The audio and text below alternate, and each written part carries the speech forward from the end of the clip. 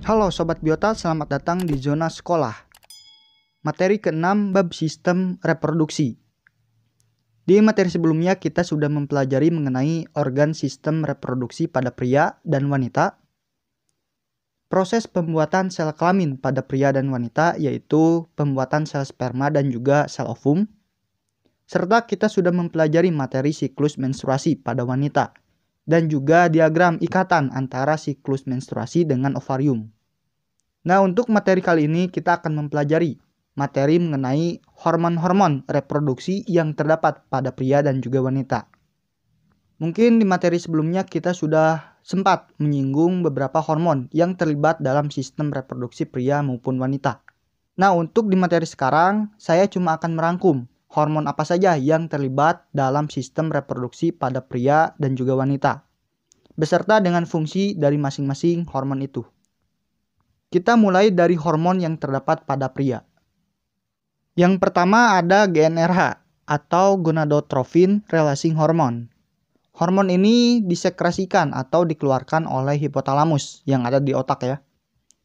Fungsi dari hormon ini yaitu untuk mendorong hipofisis anterior untuk mensekresikan hormon FSH dan juga LH.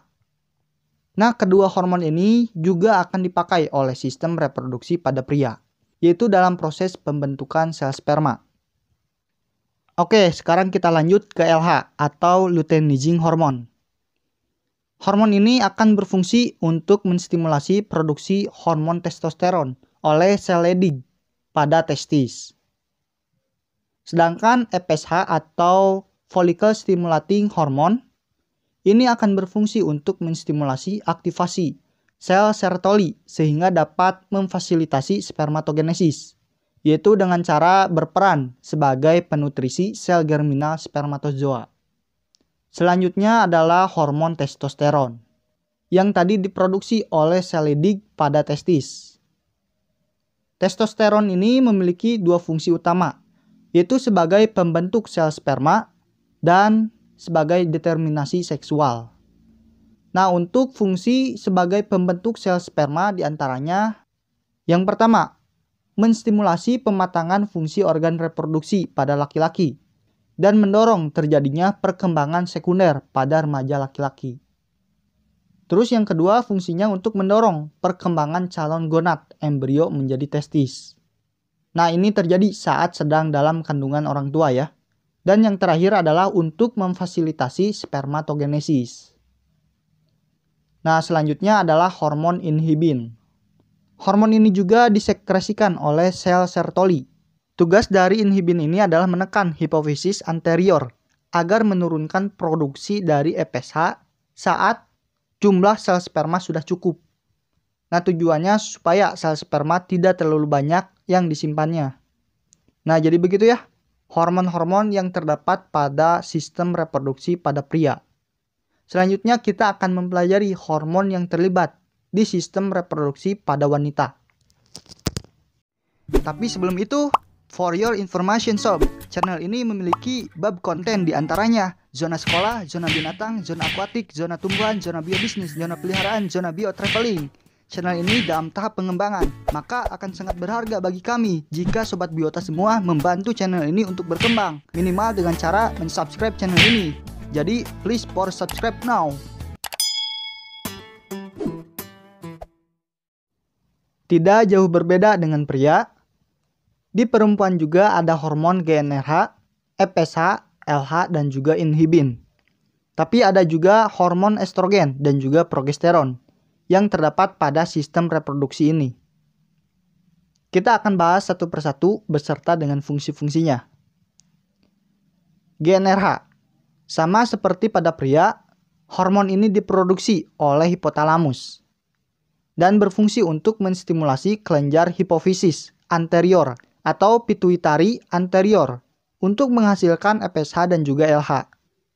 Nah, untuk fungsi FSH di sini di sistem reproduksi wanita, yang pertama adalah menstimulasi pembentukan dan perkembangan folikel yang ada di dalam ovarium. Terus yang kedua, menstimulasi folikel ovarium untuk menghasilkan hormon estrogen. Sedangkan untuk LH, Di sistem reproduksi pada wanita ini berfungsi sebagai menstimulasi terjadinya ovulasi dan memacu pertumbuhan corpus luteum sehingga bisa menghasilkan estrogen dan juga progesteron. Nah, hormon estrogen itu fungsinya diantaranya yang pertama, menstimulasi ciri seks sekunder pada wanita.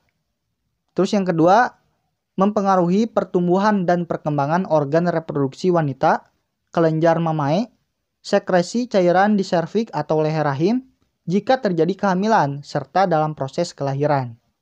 Dan fungsi yang terakhir adalah sebagai pemicu penebalan endometrium bersamaan dengan progesteron pada siklus uterus. Selanjutnya adalah hormon progesteron. Fungsi dari hormon progesteron itu diantaranya merangsang pertumbuhan endometrium di dalam rahim, yaitu tujuannya untuk persiapan dari inflamasi.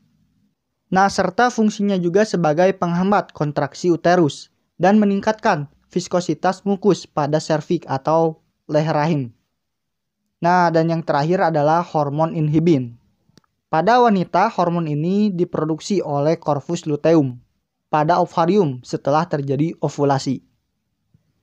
Fungsinya sebagai penghambat produksi dari FSH dan juga menurunkan LH ke level yang lebih rendah. Nah, jadi itu ya hormon-hormon yang terdapat pada sistem reproduksi pria serta wanita. Mungkin kalau Sobat Biota menonton video sebelumnya, Sobat Biota pasti akan paham sama materi yang saya sampaikan tadi. Nah, mungkin hanya itu yang bisa saya sampaikan di materi ke-6 bab sistem reproduksi ini. Semoga apa yang saya sampaikan bisa berfungsi dan hidup buat Sobat Biota semua. Jangan lupa tonton dan pelajari materi selanjutnya serta video pembelajaran lainnya. Jadi, see you next video sob.